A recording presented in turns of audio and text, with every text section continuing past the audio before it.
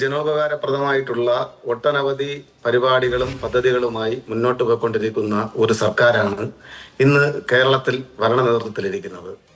ആ സർക്കാർ നടപ്പിലാക്കുന്ന ജനക്ഷേമകരമായിട്ടുള്ള പ്രവർത്തനങ്ങളെ സംബന്ധിച്ച് ദീർഘമായി ആർക്കും സംസാരിക്കാൻ കഴിയുന്നില്ല എന്നതാണ് നാം അഭിമുഖീകരിക്കുന്ന ഏറ്റവും പ്രധാനപ്പെട്ട പ്രശ്നം.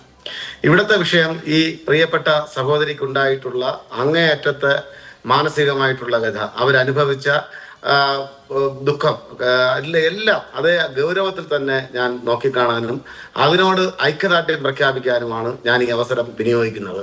പക്ഷെ നമ്മൾ മനസ്സിലാക്കേണ്ടുന്ന ഒരു കാര്യം, അല്ല ഐക്യദാർഢ്യം അവിടെ നിൽക്കട്ടെ. ശ്രീ സുരേഷ് കുമാർ, ഈ സംഭവം നടന്ന എന്നാണ്? ഏപ്രിൽ മാസം 23-ാം തീയതിയാണ്. കൊടിയ അനീതിയാണ്. ഒരു മനുഷ്യനും നീതീകരിക്കാൻ കഴിയാത്ത കൊടിയ അനീതി അവിടെ നടന്നിട്ട് ചാനലുകളിൽ വാർത്ത വന്ന് വലിയ ആഘോഷമായപ്പോഴാണ് അവിടുത്തെ SIക്ക് ഒരു സസ്പെൻഷൻ നോട്ടീസ് കൊടുക്കുന്നത്. ഇപ്പോൾ നമ്മൾ ഈ സംസാരിച്ചുകൊണ്ടിരിക്കുന്ന സമയത്താണ് ആ സസ്പെൻഷൻ ഉത്തരവ് പോലും വരുന്നത്. ചാനലുകളിൽ വന്ന് ജനം ഇളകിയാൽ എന്തെങ്കിലും ചെയ്യുമെന്നുള്ളതിനപ്പുറത്ത് മുഖ്യമന്ത്രിയുടെ സവിധത്തിൽ, മുഖ്യമന്ത്രിയുടെ ഓഫീസിൽ, മുഖ്യമന്ത്രിയുടെ പൊളിറ്റിക്കൽ സെക്രട്ടറിക്ക് പരാതി കൊടുത്തിട്ട് എന്തുണ്ടായി? ഏപ്രിൽ മാസം 23-ാം തീയതിയാണ് ഈ സംഭവം, അങ്ങേയറ്റം ദുഃഖകരമായിട്ടുള്ള ഈ സംഭവം ഉണ്ടാകുന്നത്. അടുത്ത് മെയ് മാസം 3-ാം തീയതിയാണ് പ്രിയപ്പെട്ട സഹോദരി ഈ പരാതി കൊടുക്കുന്നത്. നമ്മളെല്ലാവരും ഇപ്പോ ഈ വാർത്ത ഉയർത്തിക്കൊണ്ടുവന്ന മാധ്യമങ്ങളെയൊക്കെ തന്നെ ഞാൻ അഭിനന്ദിക്കുകയാണ്. ഇത്തരത്തിലുള്ള മനുഷ്യാവകാശ ലംഘനങ്ങൾ ഉണ്ടാകുമ്പോൾ മാധ്യമങ്ങൾ വളരെ ചിട്ടയോടുകൂടി അവരുടെ എടുക്കേണ്ടുന്ന എഫേർട്ട് എടുത്ത് ഈ വാർത്ത പുറത്തു കൊണ്ടുവരുന്നതിന് വലിയ ശ്രമം നടത്തിയിട്ടുണ്ട്. പക്ഷെ നമ്മൾ കാണാതെ പോകുന്ന ഒരു കാഴ്ചയുണ്ട്.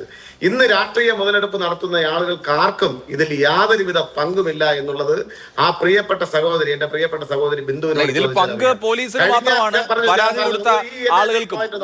ഇത്രയും വലിയ ഒരു മനുഷ്യാവകാശ ലംഘനം, അതിപ്പോ രാഷ്ട്രീയ പാർട്ടി നോക്കിയിട്ടല്ലോ, മനുഷ്യരല്ലേ. നമ്മുടെ നാട്ടിലെ ഒരു വ്യക്തിക്ക് ഇത്രയും ഹീനമായ മനുഷ്യത്വ വിരുദ്ധമായ സമീപനം പോലീസിൽ നിന്നുണ്ടാവുക, അതിനുശേഷം ഇപ്പോ ഈ വലിയ വാർത്താ കോലാഹലങ്ങൾ ഉണ്ടാകുമ്പോൾ കേരളം അവർക്ക് നേരിട്ടത് എന്താണ് എന്ന് കേട്ട് ഞെട്ടിത്തരിക്കുമ്പോൾ മാത്രമാണ് നടപടിയെങ്കിലും ഉണ്ടാവുന്നത്. ഒരു സസ്പെൻഷനിൽ അവസാനിക്കുന്ന വിഷയം പോലുമല്ല. എന്നിട്ടും എന്ത് ഉത്തരവാദിത്തമാണ് ഇക്കാര്യത്തിൽ സർക്കാരിന് പറയാനുള്ളത്? ഈ നാട്ടിലെ പൗരന്മാരുടെ ജീവന്റെയും സുരക്ഷയുടെ ഉത്തരവാദിത്വം വഹിക്കേണ്ട സർക്കാർ, പാർശ്വവൽകൃതർക്ക് തണലാവേണ്ട സർക്കാർ എന്ത് ചെയ്യുന്നു എന്നുള്ളതാണ് പ്രശ്നം. ഞാൻ ആ പോയിന്റിലേക്കാണ് വരുന്നത്.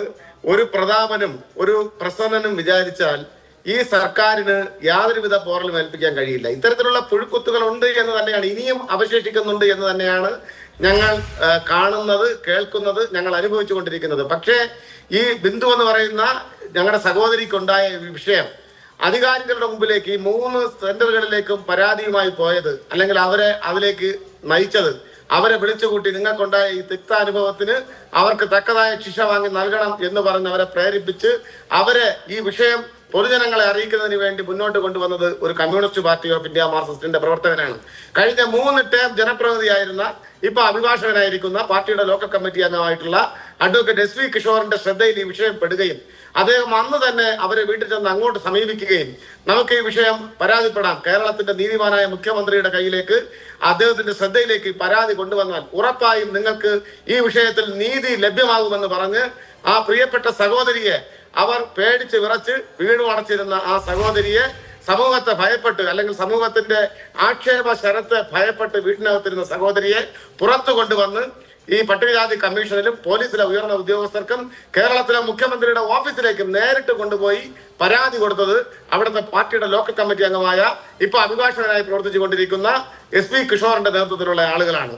ഇതെന്തേ നമ്മൾ കാണാതെ പോകുന്നു? അല്ല, അത് നല്ല കാര്യം. പ്രാദേശിക തലത്തിൽ ഏത് രാഷ്ട്രീയ പാർട്ടികളും ആയിക്കോട്ടെ, ഇപ്പോൾ നിങ്ങളുടെ പാർട്ടിയുടെ ലോക്കൽ കമ്മിറ്റി അംഗം, മുൻ ജനപ്രതിനിധി അങ്ങനെ ഒരു മുൻകൈ എടുക്കുന്നു, സന്തോഷം, നല്ല കാര്യം, വളരെ മനുഷ്യാവകാശ പ്രചോദിതമായ നിലപാട്. പക്ഷെ നോക്കൂ, അധികാര സ്ഥാനങ്ങളിൽ നിന്ന് എന്ത് ഡെലിവർ ചെയ്തു എന്നുള്ളതാണല്ലോ പ്രശ്നം. പോലീസ് ഒരു അനീതി കാണിച്ചാൽ ആരോടാണ് ചോദിക്കേണ്ടത്? ഇപ്പോൾ പോലീസിന്റെ മന്ത്രിയുടെ ഓഫീസിൽ പോവുകയാണ്, മുഖ്യമന്ത്രിയുടെ ഓഫീസിൽ പോയ കാര്യം ഈ അഭിഭാഷകനും ഈ സ്ത്രീയും കൂടിയാണല്ലോ പോകുന്നത്. അവർ തന്നെ വിശദീകരിച്ചത് താങ്കൾ കേട്ടല്ലോ. പരാതി ഒന്ന് വായിച്ചു നോക്കി പോലുമില്ല.